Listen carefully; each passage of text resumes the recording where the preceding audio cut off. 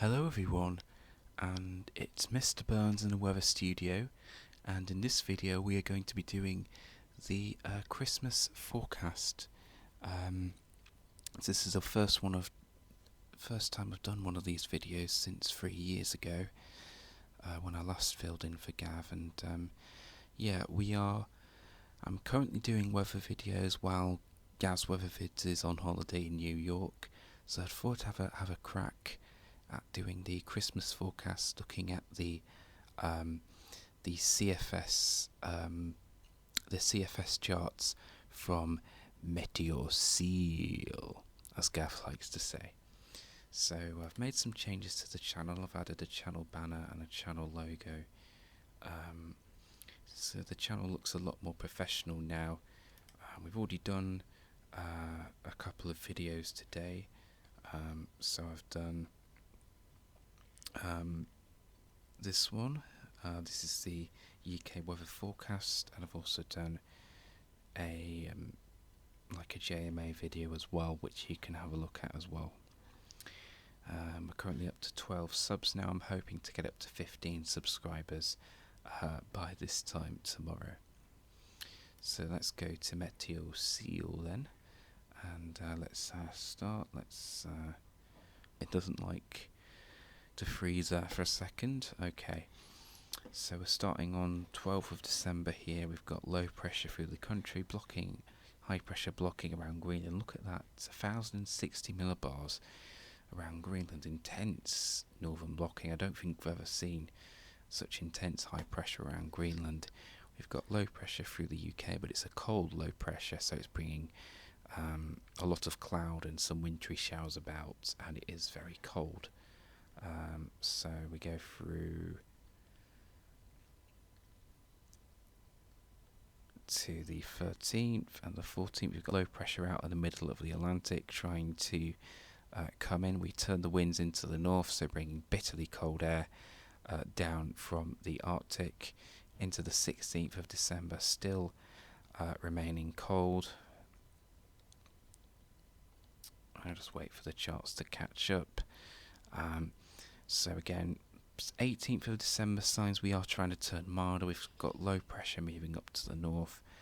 Blocking is starting to weaken around Greenland, only down to 10-30 millibars. We've got this low pressure out in the middle of the Atlantic trying to push in mild southwesterly winds. So the Atlantic having a proper go here, trying to turn it milder as we get up to the 19th of December. Will it succeed? I think that's to go next, isn't it? So here we are on the 19th of December, turning it milder, pushing the Atlantic through, but the cold air still clinging on by its fingertips up in the north, but in the south we are bringing in the milder air. We go through to the 22nd of December now, and now I think the Atlantic has properly broken through. You can see low pressure out to our west, high pressure out to the east over Scandinavia, and it's pumping up the winds from the south.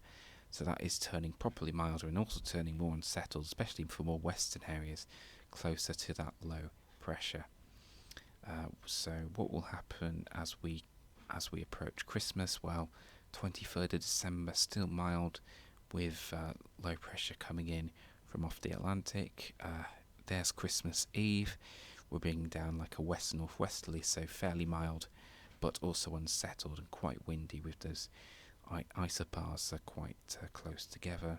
This is how Christmas Day looks, and we're going flat and westerly, so a typical mild, wet and windy Christmas Day, with low pressure out to our north and low pressure down to the south, winds in from the west, so bringing in those mild but unsettled westerly winds. So after all that northern blocking through December, by Christmas Day we revert back to a typical zonal pattern. Although we still have the blocking over Greenland, but with the low pressure to the north, high pressure to the south, we're bringing in the wind from off the Atlantic, so it's mild, wet and windy for Christmas Day. This is how Boxing Day is looking, and we're bringing up the air from the Azores, so very mild and also quite unsettled for northern areas. So let's see what the weather's like as we go up to New Year. So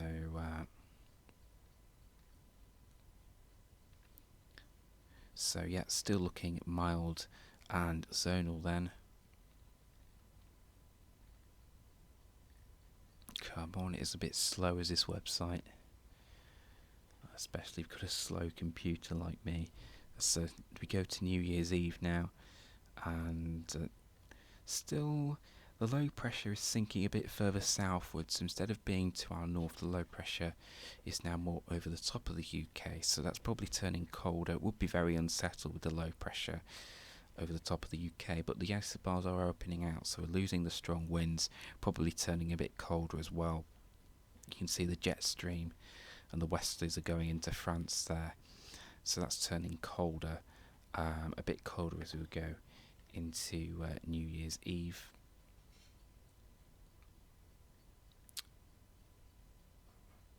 There's the 1st of January. We've got low pressure centred over the North Sea, so we're moving down colder air around the top of that low pressure, particularly into Ireland. So yeah, there could be some snow about on that day. That looks to be turning colder for New Year's Day, so quite a cold and potentially quite snowy New Year's Day there. Through the 2nd, bringing down winds from the north, so it turns cold again through the opening days of January. Although not for long there, as that low pressure out in the Atlantic pumps up milder winds again from the south and the southeast, so cutting off that northerly flow, and we turn milder and more unsettled then. And I'll lead you through January. So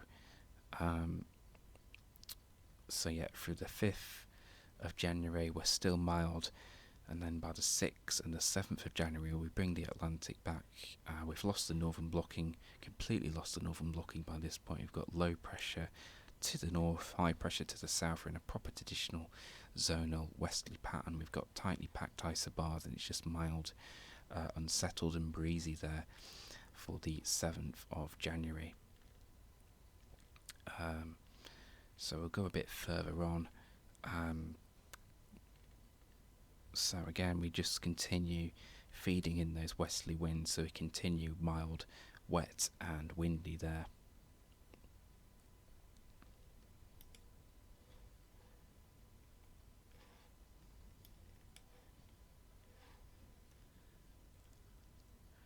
And that looks properly stormy there for the 12th of January. We've got a 955 millibar area of high pressure there. Winds down from the west or northwest, bringing down cooler air from Iceland there into the northern half of the country anyway. So probably not that mild, just very wet and windy, but probably not cold enough for snow, except if you're on elevated ground in Scotland, really. Probably a lot of snow for the Scottish sea resorts with that setup though. There we go to the 14th of January, and we've got a channel low there, so a 970 millibar low pressure, and on the northern side of that low pressure for southern England and the Midlands, there could be snow on the northern edge of that low pressure there. So I mean, it's 14th of January, so it's probably not going to verify, but yeah, it could. If it were to come off like that, we could get some snow from the south and the Midlands potentially. And I'll just lead you on a bit further now. So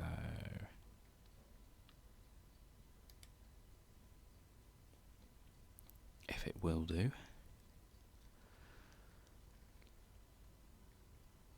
So 7, oh, I've lost it. So there we are on the 14th. 16th of January, back into a westerly flow. This is running slow, I do apologise.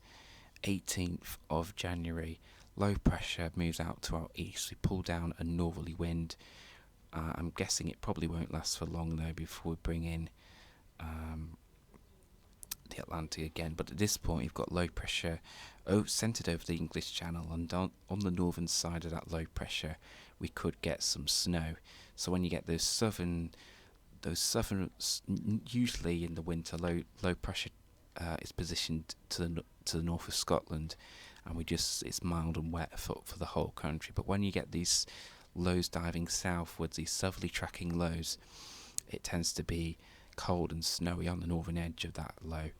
In the summer, of course, we sometimes get these diving lows pressures on a southerly track as well, and of course you tend to get very cool and wet conditions on the northern side of the low pressure then.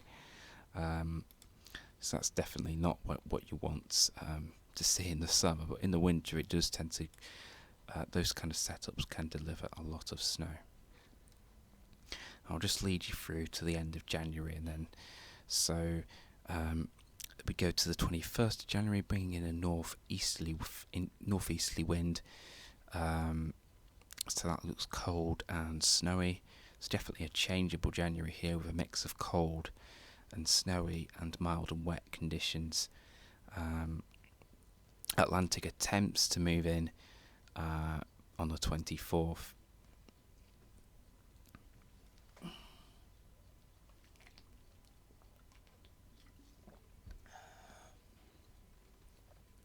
By the 25th of January, we're back into a proper zonal pattern with high pressure over the Azores, low pressure to the north, and bringing a proper westerly flow.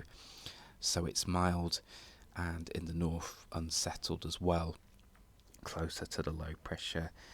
With a zonal flow, it's always going to be most unsettled in the north and driest in the south, and all areas will have above average temperatures. Into the 26th and the 27th of January, it continues mild and breezy with those tightly packed isobars. Proper positive AO-NAO zonal setup there. And I'll just run you through the final days of January.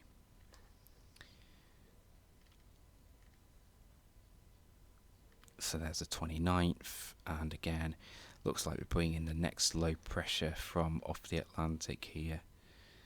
And these charts run, you can go 9 months ahead with these charts, so I could forecast the summer with this if I wanted to. I'm not going to, but they do go out 9 months. Of course, they'll be extremely unreliable that far out. I mean, they run very unreliable. This only a month out, but 9 months out, it's really just for fun. But it's nice to have a look at. And there's there's the 31st of January, still in that zonal pattern, all that low pressure to the north, the blocking a distant memory by this point. And 1st of February, it looks like we've got a storm there with a 975 millibar low just off the north coast of Ireland, bringing in wet and windy weather. So there we go then, there's a Christmas update. So it looks like it's going to be remaining cold for the next week or so, turning milder in the days running up to Christmas, and mild, wet and windy over Christmas, how typical. Turning colder again into the new year, and then January is a mixture of mild and wet and cold and snowy conditions. So that's how it's looking for this Christmas update. So I hope you enjoyed this little video. I am planning to do a winter forecast. I'm going to look at not going to look at analogues, but I'm going to look at the CFS and CANZIPS models and see what they're forecasting for the rest of this winter. And then I'm also, tomorrow, I might do another week to 10 day video update. I'm also planning to release a week ahead forecast as well, like a 7-day forecast that Gav does as well. And on Tuesday, I'll probably do the EC 30-day look ahead that Gav does. And then on Wednesday, hopefully Gav will be back from New York. That won't be the end of the video, so I'll still want to do a CFS 6-month look ahead video every month or so, and I want to do a month ahead forecast as well, looking at the CFS and JMA models, seeing what they're forecasting for the month ahead, because that's a video that Gav used to do, as well as the CFS 6 months look ahead, which he doesn't do anymore. So I want to do those 2 videos. But yeah, I hope you're enjoying the videos. If you do, give the video a like. If you didn't enjoy the video, then you don't have to watch my channel again. And yeah, please subscribe for more videos. Hit the notification bell as well, and you'll be notified when I release a new video. And yeah, hope you're enjoying the channel. Hope you're enjoying the videos. Alright guys, that's all for now, and thanks for watching.